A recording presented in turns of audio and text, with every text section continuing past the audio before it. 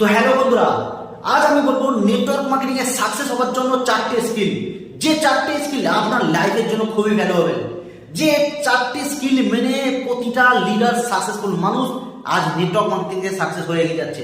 Number one point কি? Number one point learning attitude, শেখার মানসিকতা। প্রতিনিয়ত নতুন কিছু শিখতে থাকুন, শিখে এগিয়ে বেরিয়ে যান। 2 নম্বর পয়েন্ট কি? 2 নম্বর পয়েন্ট হচ্ছে রিজেকশন এন্ড ফেলিওর।